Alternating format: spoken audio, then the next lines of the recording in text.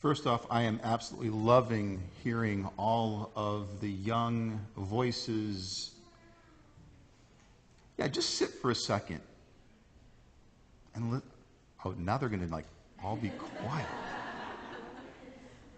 It's like going to a dentist for a toothache and it no longer hurts as soon as you show up. The message this morning is sort of two-part. I will comment just shortly on the scripture passage that was read this morning. But the second part of the sermon this morning is very interactive, and it involves each and every one of us. It involves a particular family and a very specific young man. For this morning, my message is on community and covenant. And for those of us who are gathered here this morning, we have the opportunity of being able to celebrate together the sacrament of baptism, which for me is in no greater way of encompassing community and covenant.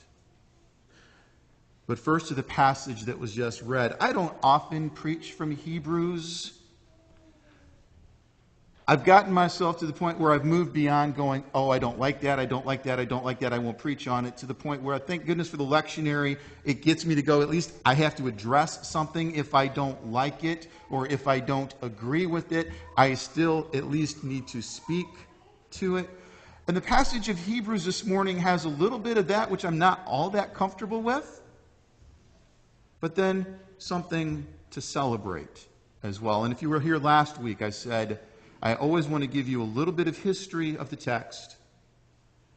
I also want to make sure that there is good news for each and every one of you when you go forth from here this morning. A little bit of understanding about the book of Hebrews. For a long time, it was believed that it was a letter by Paul to the Jewish community in Jerusalem. Recent scholarship and I'm going to say over the last decades upon decades, pretty much is sure maybe Paul did not write that, but that someone writing in the style of Paul did. Doesn't really matter who wrote the text. But they were writing to a community of early Christians who, I think for the most part, like many, had believed that the second coming of Jesus was inevitable. It was going to be very, very soon.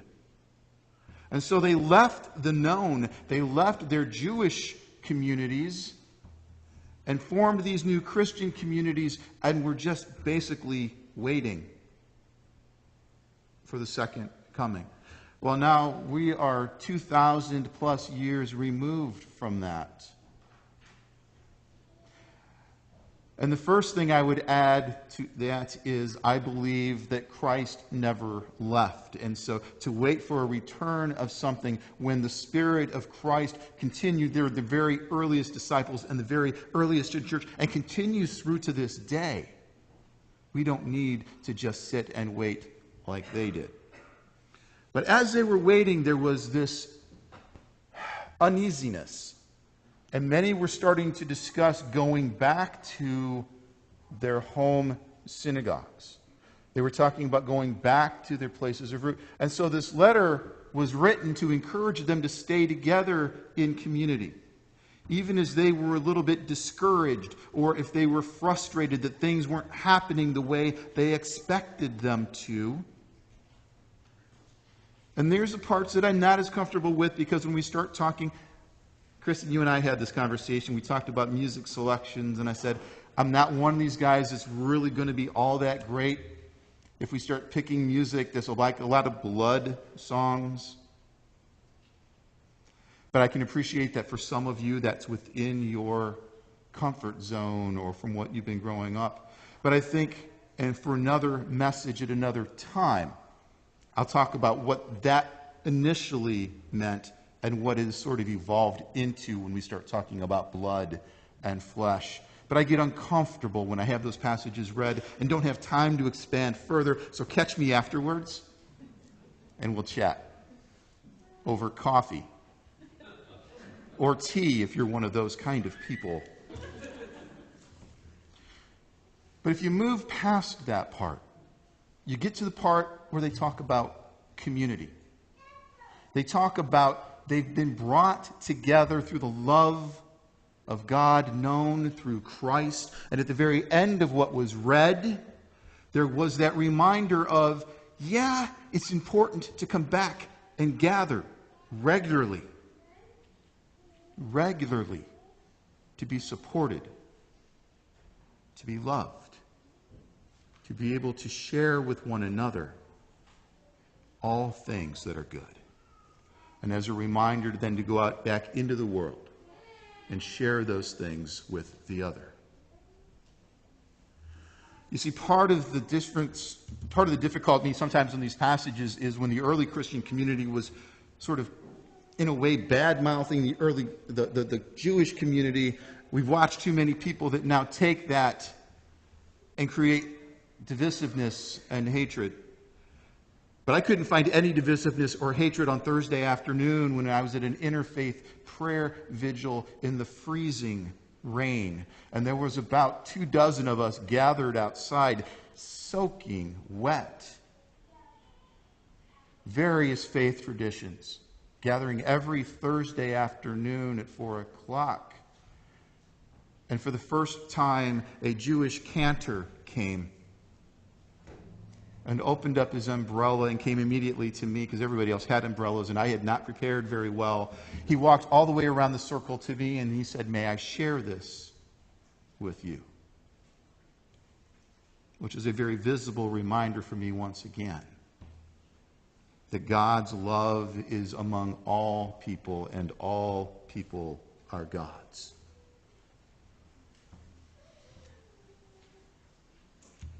In a minute, we're going to do a baptism, and we're going to be calling into an opportunity of covenant, of community.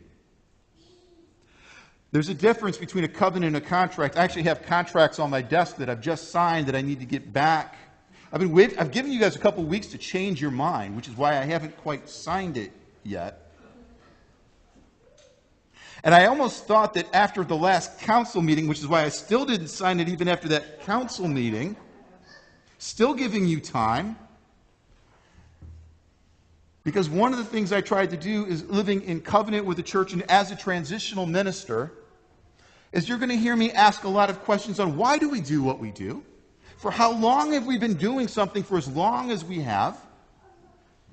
And it's not because I think I know better, because I certainly do not, but I've experienced a variety of ways of doing things.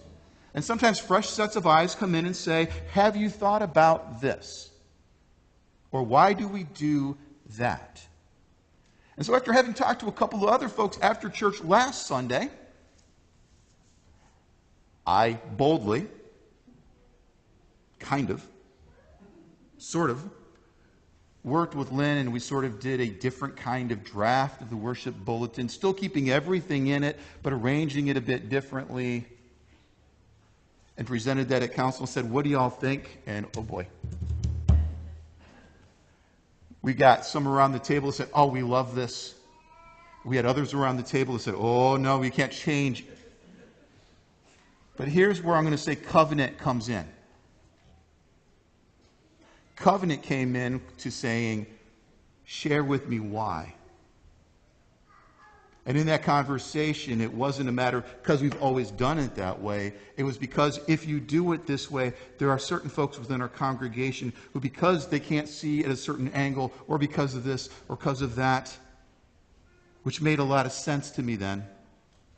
And so we had faithful conversation about how we might be able to change some things, but that we don't change things just for change's sake. And for me, folks, that's covenant. That's living together and asking questions and possibly living into new things even as we celebrate and respect the things that have been.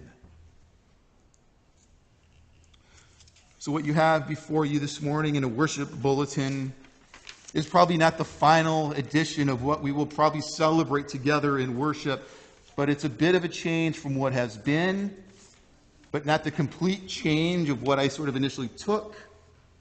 And so you can sort of see this as a covenant document in a strange kind of way.